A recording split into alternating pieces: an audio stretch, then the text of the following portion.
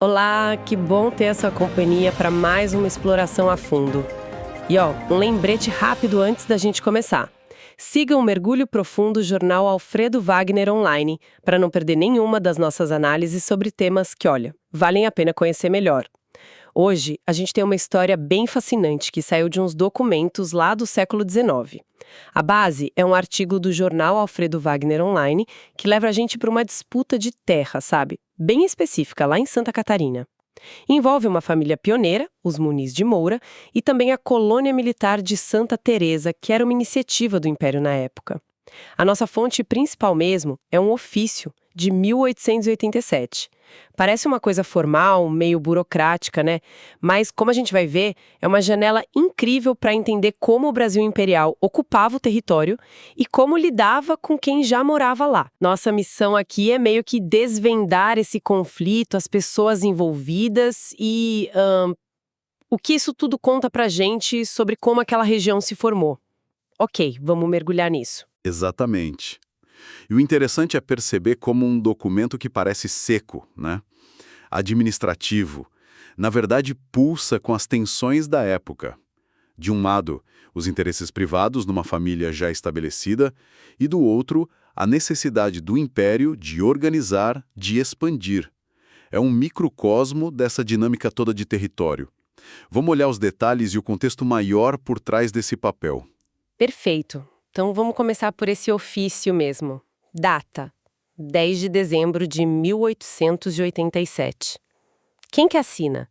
E para quem ele foi enviado? Quem redigiu foi o Major Antônio Ernesto Gomes Carneiro.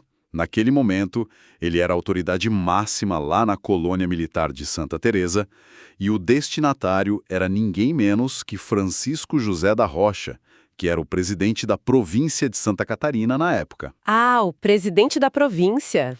Isso. Ou seja, era uma comunicação oficial mesmo, de um posto avançado direto para o governo provincial. Mas essa história não ficou só entre eles, né? Trancada nos gabinetes. O artigo que a gente leu menciona que isso virou notícia de jornal. Virou, sim. E esse é um detalhe, crucial. O conteúdo desse ofício foi publicado num jornal chamado Conservador, na edição 00274, ainda em 1887. No mesmo ano. No mesmo ano. E o fato de ir parar num jornal mostra que a questão não era vista só como um probleminha administrativo interno da colônia, sabe? Tinha relevância pública, era assunto de interesse, de debate na província.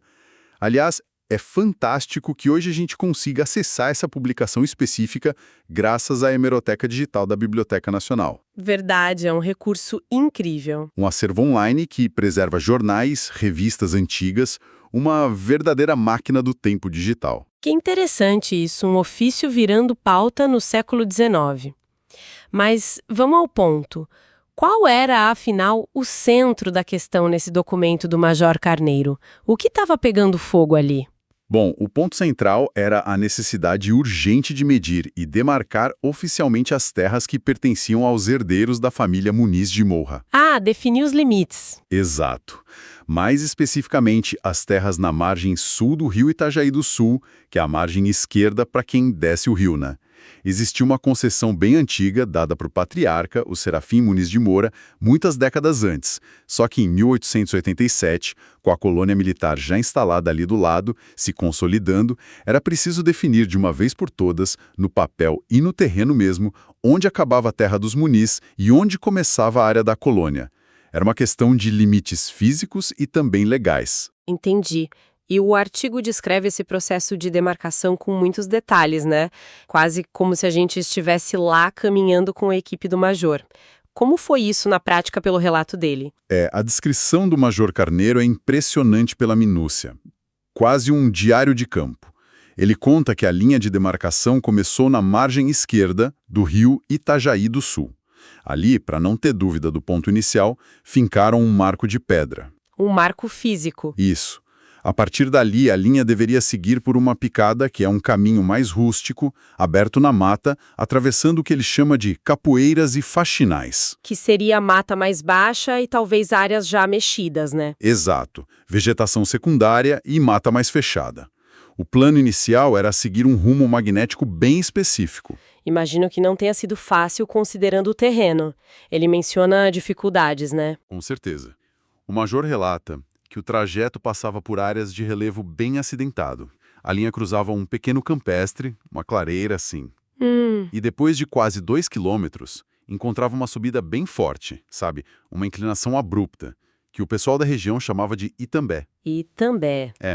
Uma espécie de degrau íngreme no terreno, e no topo desse Itambé tinha uma formação bem impressionante. Uma muralha natural de pedra.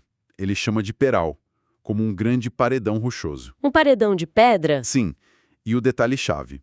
Esse peral contornava justamente os campos onde a família Muniz criava o gado deles. Peraí. Então a linha que eles tinham planejado, retina no mapa, deu de cara com essa muralha de pedra. E essa muralha já era, na prática, o limite dos campos da família. Exatamente. Quer dizer, a geografia e o uso real da terra pela família tiveram mais peso que uma linha reta no papel. Precisamente. Esse é um dos pontos mais fascinantes desse relato. A linha de demarcação, quando encontrou esse peral que funcionava como uma cerca natural para os campos de criação, ela não continuou reta como estava previsto no começo. E o que ela fez? Em vez disso, ela fez uma curva para sueste e acompanhou o contorno sinuoso desse paredão de rocha por mais de 1 quilômetro. Nossa! Contornando a área deles. Exato. Só depois de contornar toda essa área que era vital para a economia da família, é que a linha retomou o rumo magnético original. Aí seguiu por quase 2 quilômetros adicionais, de novo por Capoeira e Faxinais, e não parou aí. Encontrou outro trecho de peral que também foi acompanhado na sua forma curva. Outro desvio. Só então a linha seguiu no rumo original até o limite final da posse, lá no fundo, a uma distância total de mais de 6 quilômetros da margem do rio.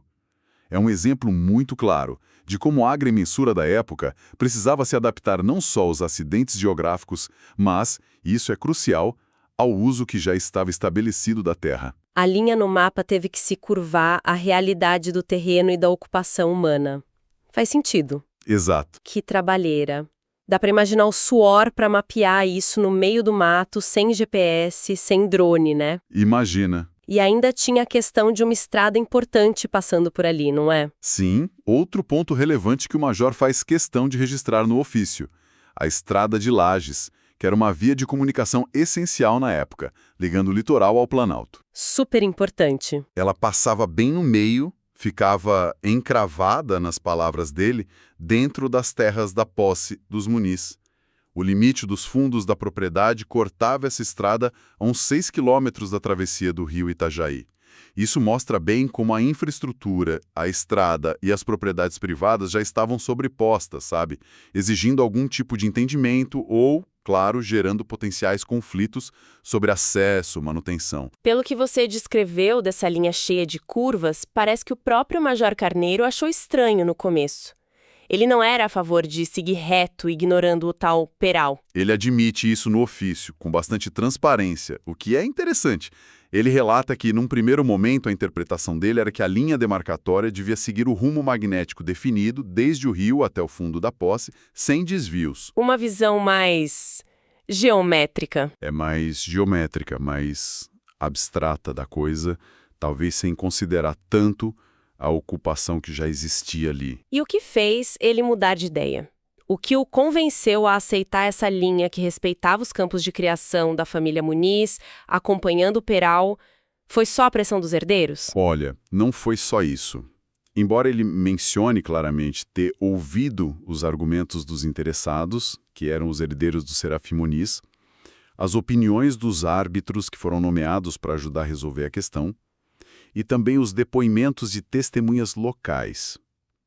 Ele cita também que o juiz comissário, que era outra figura de autoridade no processo, compartilhava dessa visão de respeitar a posse antiga. Mas o major foi além. Ele foi investigar a história por trás daquela terra. Ele foi fundo. Ah, aqui a história fica ainda melhor. O que ele descobriu nessa investigação? Ele foi atrás de documentos mais antigos. E achou. Encontrou um relatório do Ministério da Guerra datado de 1867. Dentro desse relatório tinha um anexo sobre colônias militares que citava um documento ainda mais antigo, um ofício da Presidência da Província de Santa Catarina, de 10 de janeiro de 1856. De 1856, bem antes. Bem antes. E esse ofício de 1856 era sobre a própria fundação da colônia militar de Santa Teresa. E nele estava registrado que o patriarca, o Serafim Muniz de Moura, era dono de terras nas duas margens do rio Itajaí do Sul. Nas duas margens? Nas duas. Para permitir a instalação da colônia militar, ele tinha concordado em ceder ao governo as terras da margem norte, com a promessa de receber outras terras como compensação depois. No entanto, o acordo deixava claro que ele manteria a posse das terras na margem sul. Que era justamente onde ficavam os campos de criação cercados pelo peral. Exatamente. Ou seja, a reivindicação dos herdeiros Muniz não era só baseada no uso contínuo da terra, mas tinha fundamento num acordo original, feito mais de 30 anos antes, na época da criação da colônia. A linha sinuosa, na verdade, estava reconhecendo um direito histórico legítimo. Nossa, faz todo sentido agora. Que reviravolta interessante. A solução estava escondida num acordo antigo e o Major Carneiro, depois de resolver essa questão complexa, ele ainda fez uma sugestão pensando no futuro coletivo, algo sobre a estrada, né? Fez sim. E é um detalhe que mostra uma preocupação com o bem público que talvez a gente não esperasse tanto naquela época, né? No final do ofício, depois de toda a descrição técnica e a justificativa histórica, o major pede autorização ao presidente da província para fazer uma sugestão. Ele propõe que uma faixa de terra de 10 a 15 metros de largura, de cada lado da estrada de Lages, bem naquele trecho que passava por dentro da propriedade dos Muniz, Sim. que essa faixa fosse oficialmente reservada como logradouro público. Ah, como área pública. Isso. Em outras palavras, ele estava querendo garantir por lei que o acesso àquela estrada importante permanecesse livre para todo mundo, mesmo ela cortando uma terra particular. Uma visão de planejamento e de interesse coletivo bem notável para a época. Com certeza. Para a gente entender melhor esse cenário todo, o artigo contextualiza um pouco o que eram essas colônias militares. Por que o governo imperial criava esses estabelecimentos? Qual era o objetivo? Olha, as colônias militares foram uma política importante do Império Brasileiro, especialmente depois da Lei de Terras de 1850. Elas tinham um objetivo duplo, bem estratégico. Primeiro, garantir a presença e a segurança do Estado em áreas consideradas remotas ou de fronteira. Fronteira com outros países ou interna mesmo? Podia ser as duas coisas. Fronteira com outros países ou mesmo fronteiras internas, de expansão da ocupação. Era uma forma de marcar território, de dizer, o Estado está aqui. Segundo, elas também tinham a função de incentivar a colonização agrícola nessas regiões.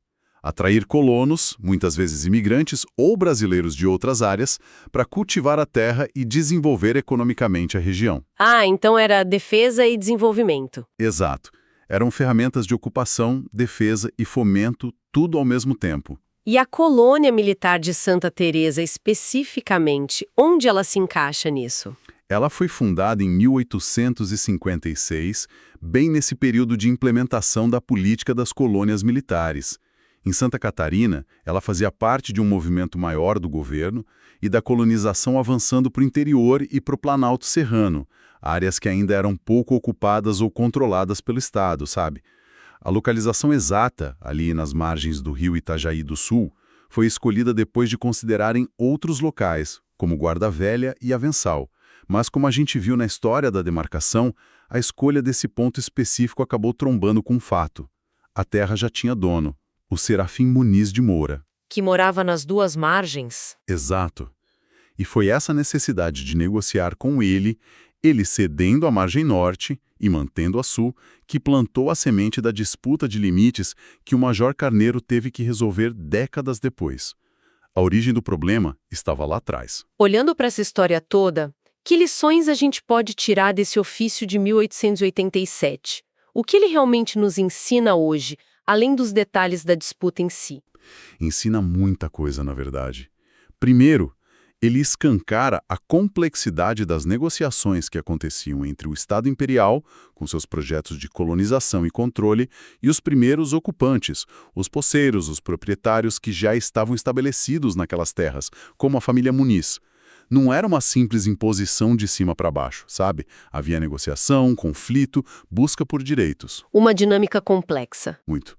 Segundo, o documento mostra de forma muito concreta como o desenvolvimento da região, a existência de estradas como a de Lages, a prática da pecuária nos campos de criação, a agricultura que a colônia queria incentivar estava totalmente interligado com a questão da terra. Definição de limites, direitos de propriedade, uma coisa não andava sem a outra.